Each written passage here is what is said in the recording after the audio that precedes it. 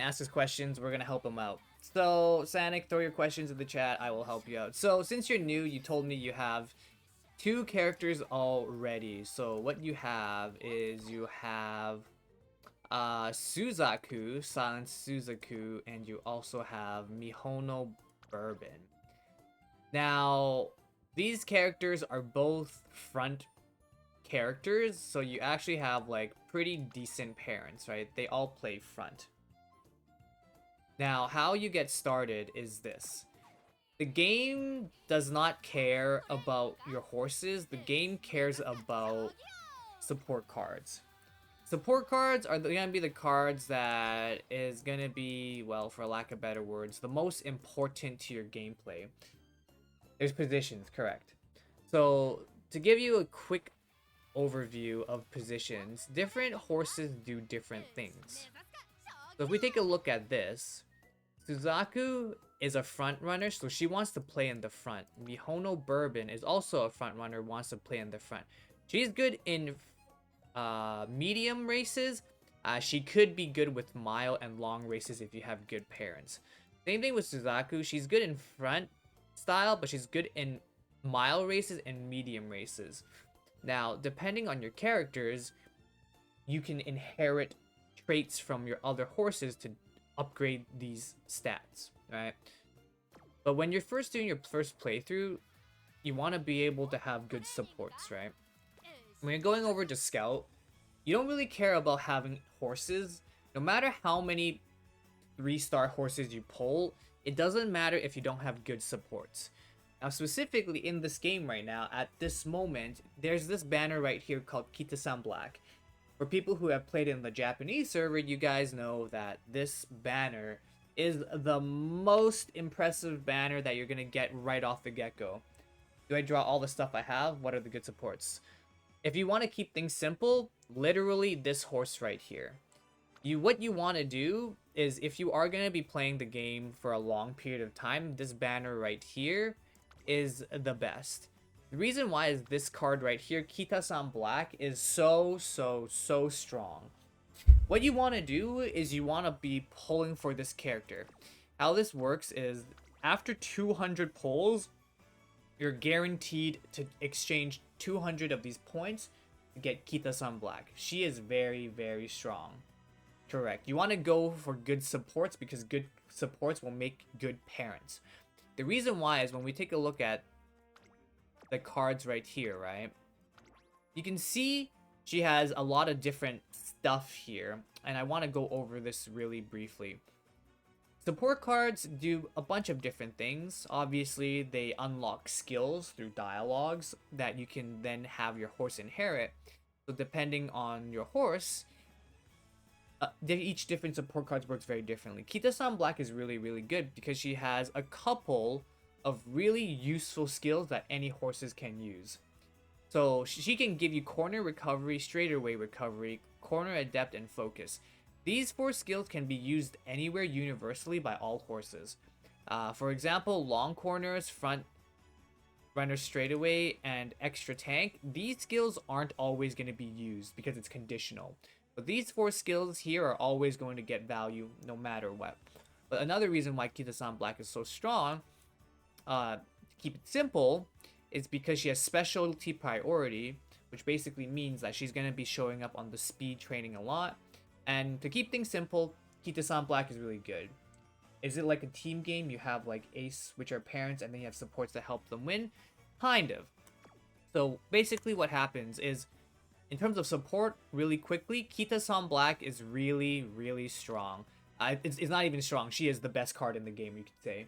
The reason why you could say she's the best support card in the game is because, number one, she's relevant for the next 2 years. As in, this is a card that does not get power crept at all. You will be using her in basically every single deck that you're using. Every single deck. I'm not going to go into too much details. There's a ton of videos going about why this card is so good, but this card is good. You want to pull. It basically makes it so that your gameplay becomes a lot smoother and a lot easier. Having that card specifically, at least 1 copy, is going to be good. Ideally, you just pull up until you get 200. You just want to make sure you have enough currency saved to get 200, which is 30,000 carats. in terms of money, I spent about $250 Canadian just to get 2 copies. So that's kind of about the amount of money you're going to be spending if you are just spending money. Last basically is new, right? It is new, but this is new to the English servers. There's been a Japanese server, a Taiwanese server, so the game's been out before. So they are a couple years ahead of us. So we already kind of know what's going to happen. It's just that this is the English version of the game. Now, outside of this card, I do want to highlight a couple of other cards as well before we dive into how to build your horses.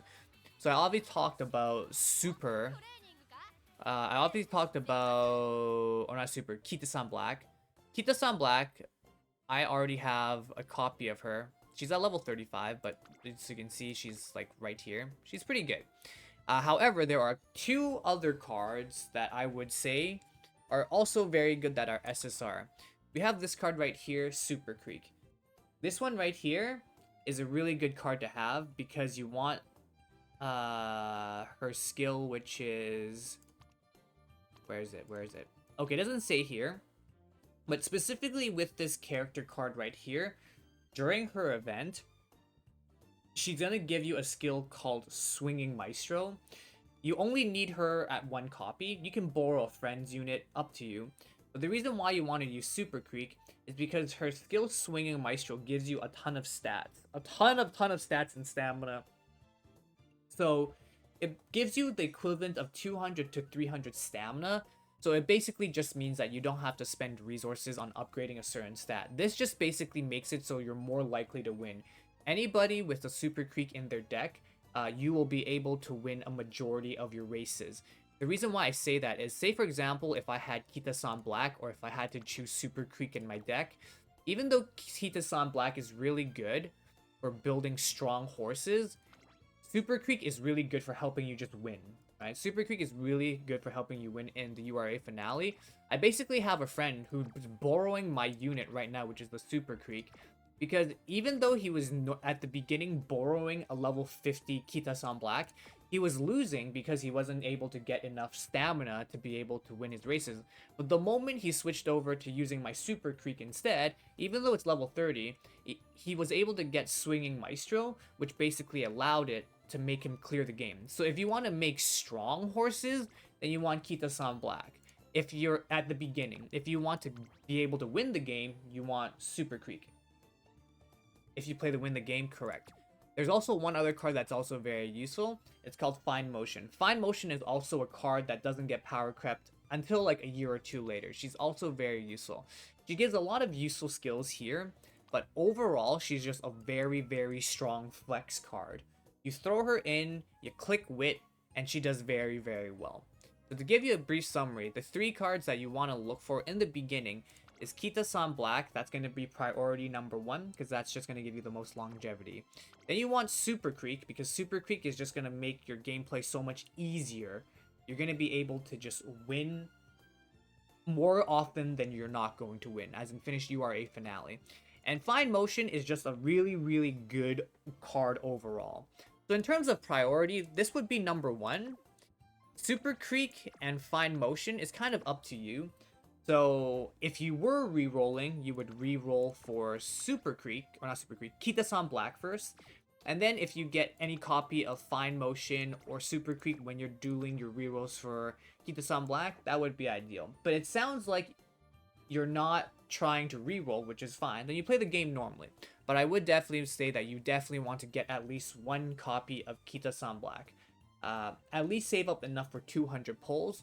The reason being is it will, number 1, give you a lot of SRs and uncap the cards. Because you can see I have a lot of SR cards that are now uncapped, like maxed out.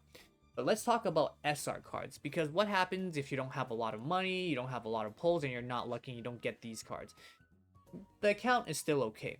Even if you don't get these cards, you can borrow these from a friend, right? You can borrow these cards from a follower. You can only borrow 1, but you can still borrow it.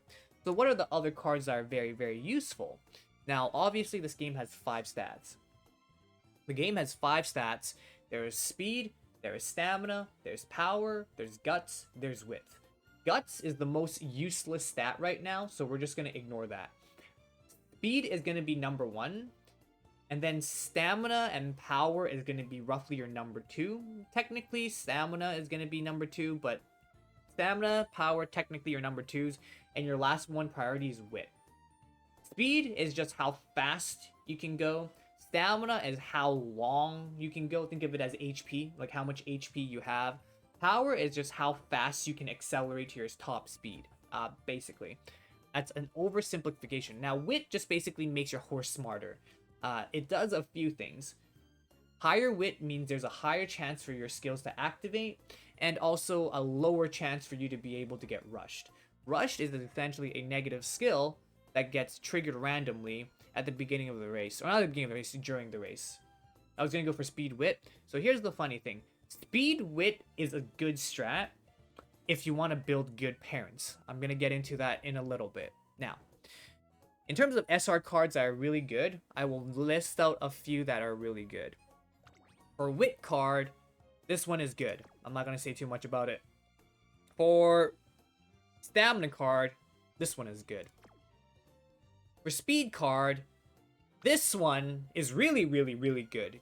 If you have this card, use it. It's really, really good. The reason why, specifically, is because during a career event, there's something called premeditated mischief. You want to click the second option, which is you apologize, and you will get the skill Lone Wolf. Lone Wolf is very good because it's just a skill that's always active that gives you stats. Drawn and Gadget 2 is correct. SR is Drawn and Gadgets 2. This one would be number 1 if you have this one for speed, and then this one I would say is number 2.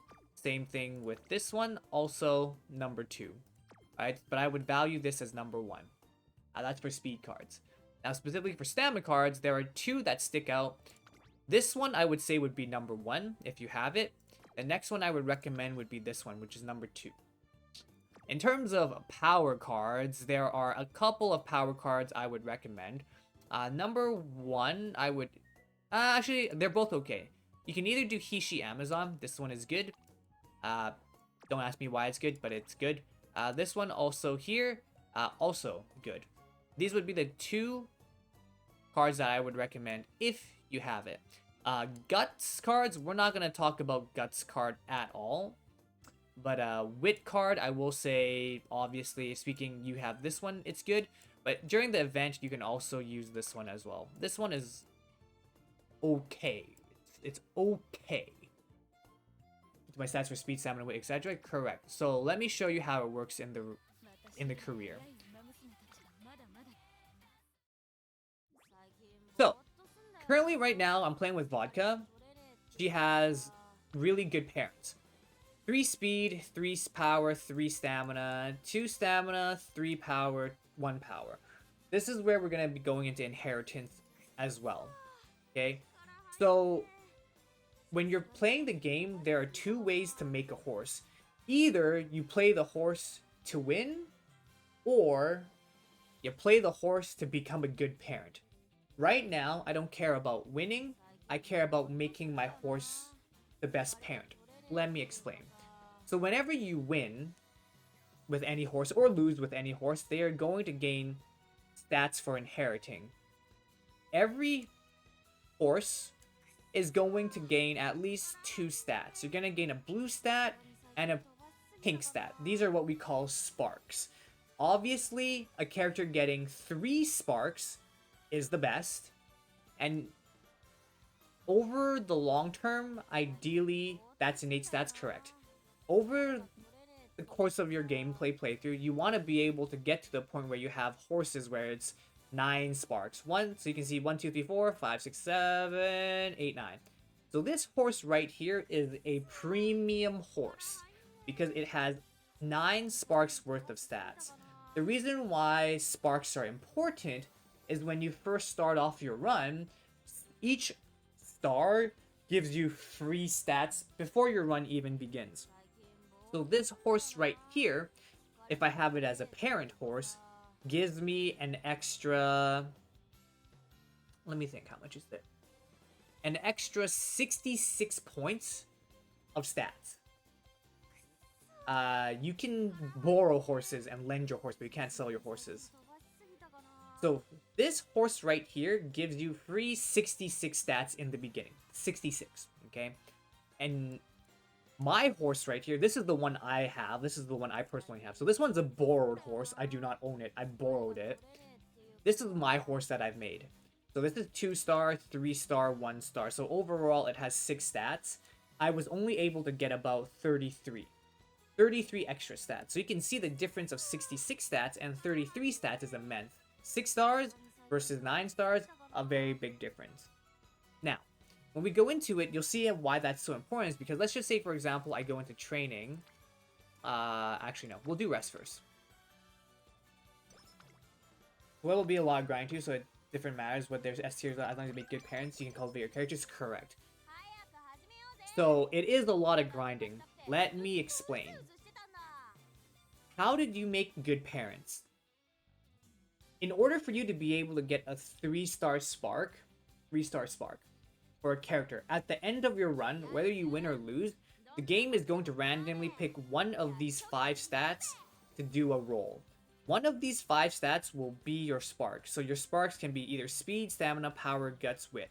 So then your question is probably going to be, well, how do I get a 3-star spark? So how you get a 3-star spark is after the game picks one of these 5 stats, it takes a look at the value of your stat. There are 2 thresholds it looks at. 600 stats, 1100 stat. If you have 600 in the stat, so let's just say, for example, the game decides to pick wit. It's going to give you a wit spark. It will take a look at your wit. If you have 600 wit, it has a 5% chance of rolling a 3-star. If you're at 1100 wit, it has a 10% chance of rolling a 3-star. So what does that mean? It means that overall, even if you had 600 in all of your stats, so 600 speed, 600 stamina, 600 power, 600 guts, 600 wit, there is only a total of a 1% chance for you to get the guaranteed stat you're looking for. Only 1%. Only 1%. It all depends on your luck. RL, correct. That's literally it. So say, for example, I was only able to get 1 stat up to 600 because most likely that's when it's going to happen. You're realistically only going to be able to get 1 or maybe 2 stats to 1%. To 600. Right? If you can get 1 stat to 600, the odds of you getting a, well, for lack of better words, 3-star spark is 1%. If you have all 5 of these stats here at 600, the odds of you getting a 5-star or a 3-star spark is 5%. So that's the odds, right? But let's talk about how you train your horse. So obviously right now we have a horse.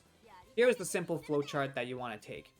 If there are rainbows, you want to click rainbows. How do you get rainbow trainings? You get rainbow trainings by getting your relationships with your support cards, which is the deck that you build in the beginning, to orange. How do you raise up your support cards? You just literally click them right now. So let's just say, for example, you see right now Daiwa Scarlet is in a rainbow. We get 17 wit.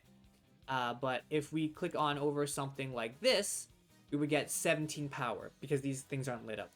You'll also see that Super Creek here is going to get lit up into orange. Now that her relationship is in orange, we have the chance to get a rainbow training. So in the beginning of the game, your first year, roughly, you want to be training your stats appropriately. So when we take a look at our stats right now, I'm focused at the beginning of the game on building relationships with people.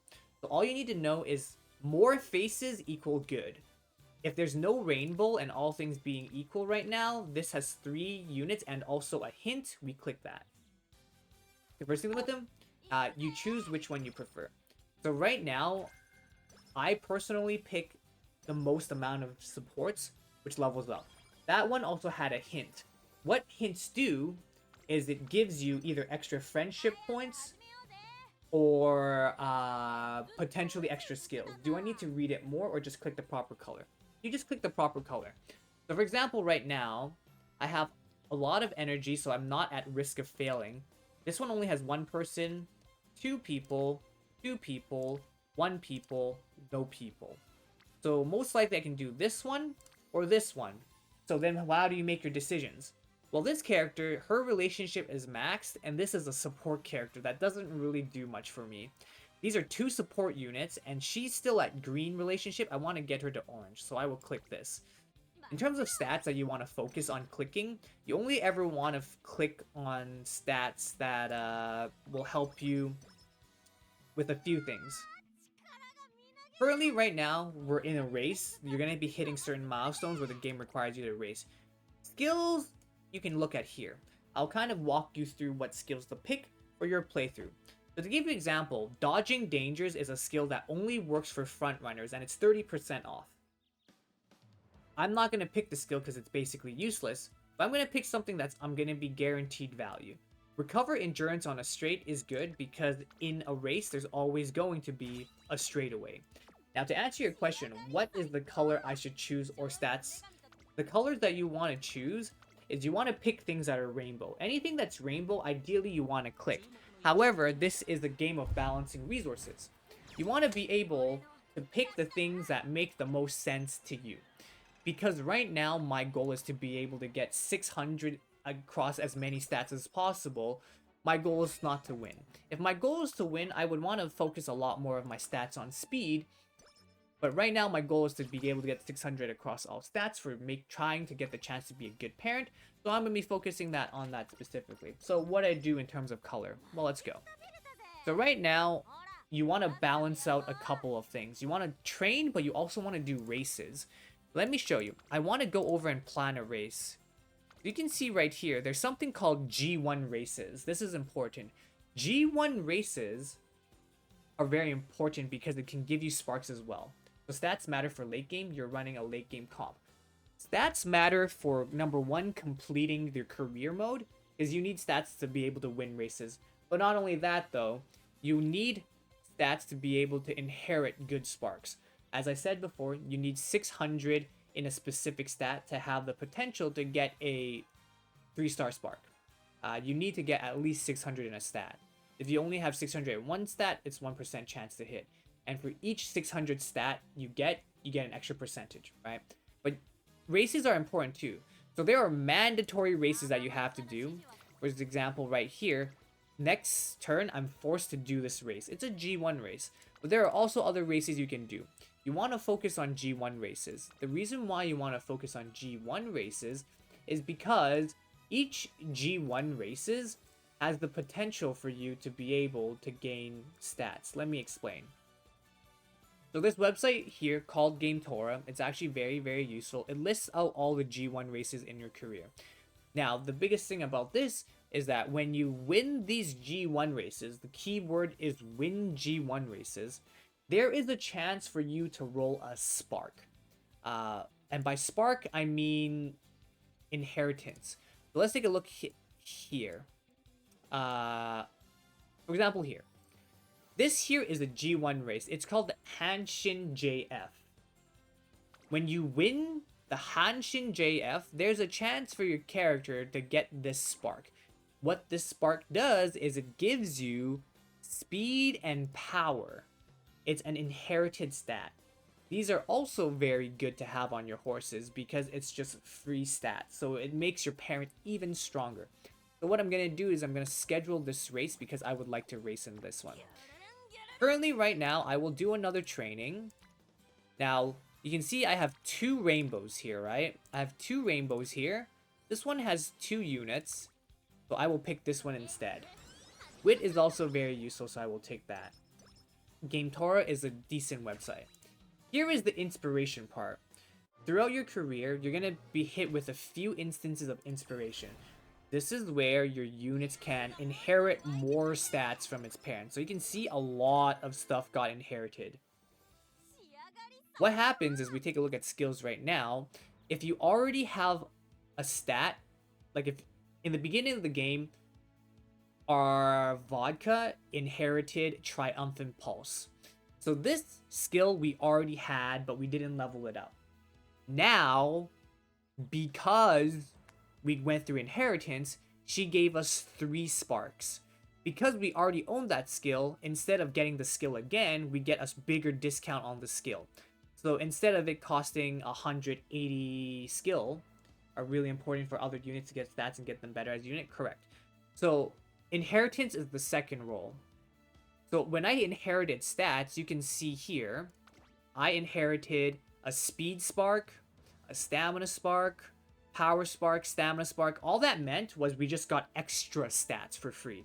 But we also got 2 hints up for Triumphant Pulse. Hints just basically makes it so that your skills become cheaper to get. So I will get, well, cheaper skills. There are obviously other skills that work very useful. I will just quickly give you a TLDR. In terms of skills, you want to focus on skills that you always get value from. Triumphant Pulse doesn't always activate because it's a skill that requires you to have a little bit of wit to activate. So higher wit means a better chance that these 2 skills on the top will activate. Firm Conditions is just a conditional skill. It says it moderately increases performance on firm ground. I like that. However, not all racetracks are firm ground. Some racetracks have soft ground, so you're not always going to get value from the skill. But there's a lot of races with tracks with firm conditions. Another one to take into a look is recovery skills.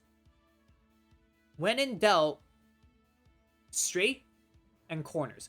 Any skill that technically says straight recovery or straight acceleration or straight velocity, you pick that because it's always going to be active. Any skill that says straight rate acceleration, increase the electric acceleration on a straight, you pick that. To give you an example of a skill that is not as good is, for example, Slick Surge. Slick Surge is good because it says slightly increased acceleration late race, but it's only good for late surgers. So if you're not a late surger, this skill is useless. Same thing with Updrafters. Slightly increased passing ability when positioned toward the back of the late race. This skill only activates on races with the mild track. For any other races like sprint, long, medium, this skill does not activate. So you want to make sure when you're picking races that things trigger. I will show you a race to kind of show you what I'm talking about. So this race specifically is a firm track. You will see when I race, this horse is going to get a couple of skills that will help her out. Okay? So, let's show you this race really quickly. I will kind of go over. So what's going to happen is, because this race is a firm ground, we get firm grounds. So this just basically gives us extra stats, right? Currently right now, we're playing Vodka as a pace chaser. So her goal is she wants to be behind the front. Now, I'm not going to skip this for you because I'll let you see this race runs, but you can see this skill, Breath of Fresh Air, is the skill that recovers stamina on a straight. Because there's a straight, we just get that skill triggered for free no matter what. So that's a guaranteed skill trigger, which is very good. Not only that though, it's a gold skill. But here's the thing, not all gold skills are good skills. There are gold skills that are really bad because it's very conditional. Some skills say you need to be jammed. Some skills say you need to be in the back. Some skills say you need to be winning, right? Different skills have different activations. Therefore, you want to make sure you're building your horse with the right skills. Gold skills are not always the best skill. It just so happens that that skill that I have in particular is a good skill.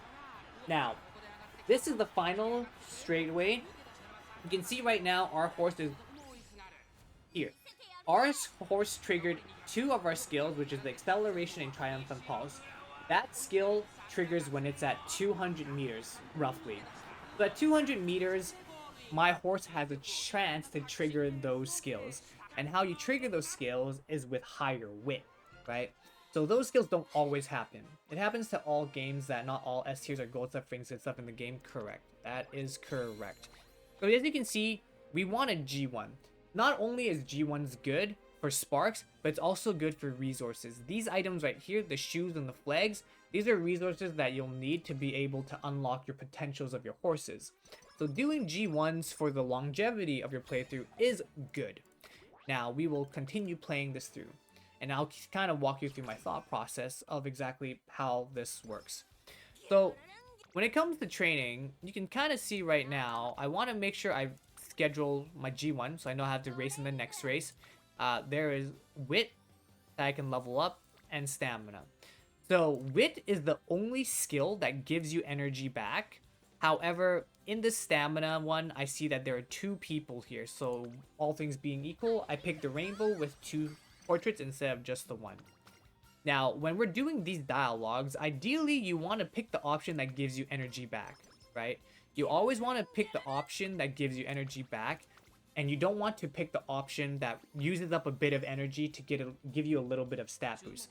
So there is an example where in the game it will say whether or not you want to do extra training. If you don't do the extra training, you get 5 energy. If you do the extra training, you are going to lose 5 energy, but you're going to gain 5 stats. The reason why losing energy is bad is because of your, you could say, equity and return on investment, or your stat percentage is not as good. What do I mean by that? So what I mean by that is when you're training your stats, there is a specific percentage for you to fail. The less energy you have, the higher percentage there is for you to fail on the training. You do not want to fail on training, because failing on training is bad. So this is a game of risk assessment. Okay?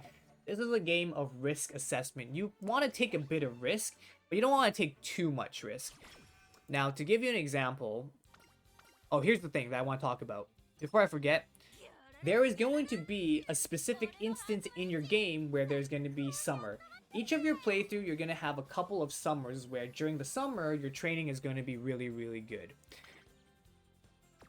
What ends up happening is before summer starts, you want to make sure always you have your energy at full. For example, right now, I could technically train. There are 4 portraits here and a rainbow training. This is a really, really good training. But I don't want to do that because I know next turn I'm going to go on summer vacation, so I'm going to rest. There's a reason why I decide to rest. Let me explain. In summer vacation, your rest and recreation changes. So recreation is really good because it brings your mood from normal to good to great. And having great mood makes it so that your horse performs better in races, but it also performs better when it has friendship relationships with your other people. If I click the rest and recreation, it will bring my mood up by 1, so from normal to good, from good to great. But the energy gain is bad. You only get a guaranteed 40 energy when you rest here. On the season or the weather, no. So when you're resting, normally outside of the summer, you will get either 30 energy, 50 energy, or 70 energy. It's random, but more often than not, you're going to be getting 50 energy most of the time. There are odds that you will get less stamina, like 30, and there will be chances where you get more stamina, like 70. But on average, outside of summer, you will get 50 energy. During the summer vacation, though, the rest and recreation only gives you 40 energy, but at the bonus of an extra mood. When do you rest? You rest when you're about to fail. So say, for example, right now, you can see my failure rate is 0%. I don't need to rest. I can just click my buttons, right? But as you can see, energy goes down. We'll train again. This wit has 1. This one has 1. This one has 3. We'll click this one. But now you're going to start to see I have a chance to fail. If I take a look at it, we were 0% first training, 0% second training. Now we have a 19% to fail. Now 19% isn't too bad. If I really wanted to risk it, I could do it with a failure rate. But during the summer, ideally, you want to pick wit one time because wit gives you a bit of energy. So remember, we were at about 17% failure across the board to fail our stat. It's not high, but there wasn't any good trainings. Now, I see that there's a rainbow training. Instead of it being 17%, it's now down to 9%. If I didn't click wit, this would still be like 17% chance to fail. But because I clicked wit, healed a little bit, 9% chance to fail. So now we'll do this. So as you can see, this is the ideal strat for summer. You start off summer with most amount of energy, you train 3 stats, and you click 1 wit. You click a wit because then you don't have to rest. Let's just say for right now, I want to number 1 plan for my next G1 race. So the next G1 race we'll do is this one. But now training. I can train, but I have a pretty high failure percentage. Even though there is 2 rainbows here, I'm at 60% to fail because I'm at low energy. I could click the wit button because it's 23% chance to fail and I do get some energy, but I'd rather have more energy. Oh shoot! I'd rather have more energy, so I'm gonna click rest. So we get 50 energy right there. We'll go back into training. We'll see who has the most portraits. Alright. Nobody has the most portraits. Or not really. So now the next question is, how do we raise that energy? You just rest. All you do is rest. You click the rest button here and you gain energy. That's it. Or instead of resting, you click wit. Wit will also give you a little bit of energy. Ideally, rule of thumb, you want to avoid clicking rest as much as possible because it's the only button in the game where it doesn't give you any stat boost. Every other button in this game will typically give you a stat boost. So right now, like I said before, my strategy is I want to have 600 in as many stats as possible. Currently right now, my speed is really good, my power is really good. I'm lacking in stamina and I'm lacking in wit. I could click stamina and level up stamina, but it's going to take up skill points or energy points. So I'm going to use wit. Wit will give me a little bit of energy so I can see if there's going to be better training next turn. Now, here's the thing. Every time you click a training, after you click that same training 4 times, that facility levels up. And it just basically makes it so that you gain more stats for the next time. Now, Rainbow is at 25. I could click the Rainbow strat. In this case, I will click the Rainbow stat. All the other ones aren't as good, and the other buttons are a little bit inefficient, so I'm not going to click that. However, we're going to do into a race. I have a lot of skill points. I think I will level up a skill. We'll do straightaway acceleration. That will make it so that my race is a little bit easier. There is something to be said about not spending your skill points and waiting for inspirations, because you could potentially get discounts on your skill. This is a matter of min-maxing. You can greed and choose not to spend your skill points and pray that you get discounts in the future, or if you're struggling in the beginning, just use your skill points. You just need to learn how to be efficient in this game. Yes, it's essentially a risk management simulator, roguelike, dating sim. That's basically what this is. It's a relationship manager. You're trying to do a different bunch of stuff. It's essentially that. Currently, right now, I think I need stamina, so I'm going to do long distance running. I've scheduled a race, so I want to do the race. So, personally speaking, this is where it's a balancing act. Risk management, exactly. Basically, right now, I'm trying to balance myself from getting stats, doing as many G1 races as possible, and making sure my training is good, right? So I'll give you an example. Iron Will. Remember how I said not all gold skills are good? Iron Will is a good example of a skill that's really bad. This says it recovers endurance when the way ahead is jammed early race. Early race, jammed. If the early race is not jammed, this skill does not activate. Really bad. I can do training. 20% chance to fail. I could train. I could.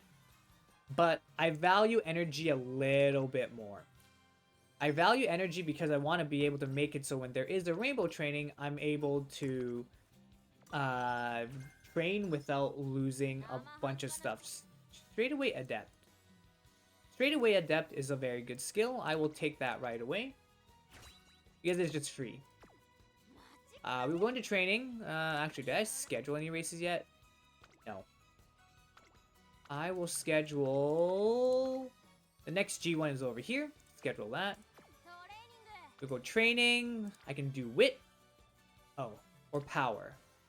In this case, 2 rainbows, I have to click wit. Correct. You get those types of skills too. The exclamation marks gives you a chance to give you skills. So sometimes you want to click the exclamation mark because maybe you want to try to get the skill that the card gives you, the support card gives you, that could be really good. But sometimes the exclamation mark just gives you relationship bonuses. So it doesn't always give you a skill, right? So sometimes clicking the exclamation mark might not give you something that you need, right? This is where you gotta balance your risk and reward. This is a little bit awkward because right now it feels like my character does not have enough stamina. So remember how I said...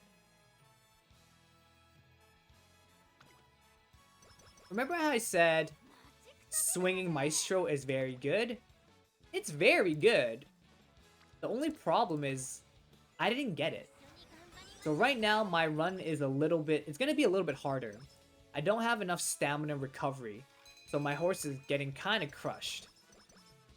Swinging Maestro is very good. It's very good. Oh, shoot. Go soon, brother. I really had fun learning the basics to play the game. Really helpful. This helps to get good progress. Thank you so much, JP. I'll be back soon, lurking and watching you. I might review the rest later stream. Sounds good. Then what I want to do is to summarize. Basically, to summarize what we've already gone through, is in the beginning of the game, you want to have SSRs. Kita-san Black, pull for it if you can. If you don't care about Kita-san Black, getting Super Creek 5 motion is good enough. You can borrow the other unit from a friend later. In the beginning of your playthrough, what you want to focus on is relationship. You want to get as many relationships as possible.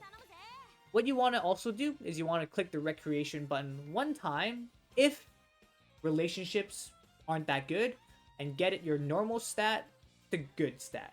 You never want to click the recreation twice to get to great, because the game potentially gives you fixed events where you can just get moods for whatever the reason. So you don't always want to click recreation. Just click it once in the early game and that's it. The last thing is obviously resource management. Figure out what your priority is with the game and resources that you want to be able to do. Do you want to make a really strong horse and win, or do you want to make a good parent for your future horses? Last but not least, enjoy the game, have fun. It's very grindy. This is a long-term game, but I do enjoy the gameplay loop. If you have any questions, feel free to, I guess, pop on in. I'll also put my Discord link here for you to be able to join our community, because that's where we have a big gaming community. So I will put that link right here. And I'll put that link right here. I'll pin it.